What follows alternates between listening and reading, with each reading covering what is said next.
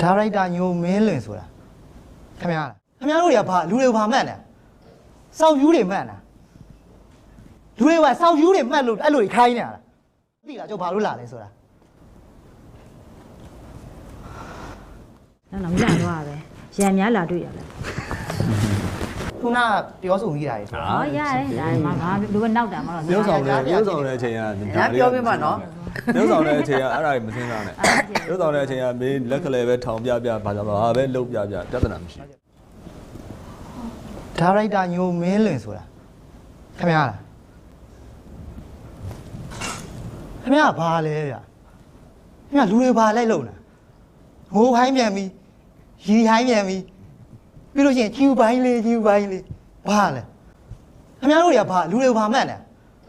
စောက်ယူတွေမှတ်နေလူတွေကစောက်ယူတွေမှတ်လို့အဲ့လိုခိုင်းနေတာလားကျွန်တော်ဒီလိုဒီနေ့ဒီကိုဘာလို့လာလဲခင်ဗျားသိလားကျုပ်ဘာဖြစ်ချင်လို့ဒီကိုလာလဲဆိုတာခင်ဗျားသိလားခင်ဗျားတို့သိလားကျုပ်ဘာလို့လာလဲဆိုတာ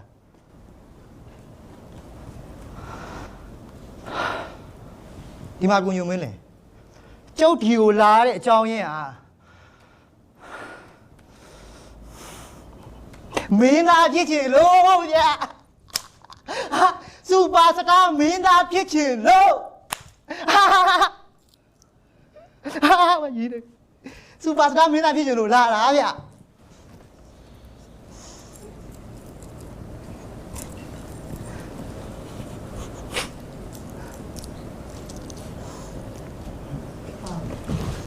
နော်မရတော့ပဲရံများလာတွေ့ရလဲခုနပြောဆိုမိတာတွေဟောရတယ်ဒါမှဘာလူကနောက်တာမဟုတ် ပြောဆောင်တဲ့အချိန်က ပြောပြမှာနော် ပြောဆောင်တဲ့အချိန်ကအဲ့ဒါမစင်းစားနဲ့ပြောဆောင်တဲ့အချိန်ကမင်းလက်ကလေးပဲထောင်ပြဘာကြောင့်ဘာပဲလှုပ်ပြပြဿနာမရှိဒါအဲ့ဒါနဲ့ပတ်သက်လို့ရတယ် โอเคကျေးဇူးပါမောင်လေးခံကောင်းပါစေ ကျေးဇူးတင်ပါတယ်ဟိုတော့လန့်သွား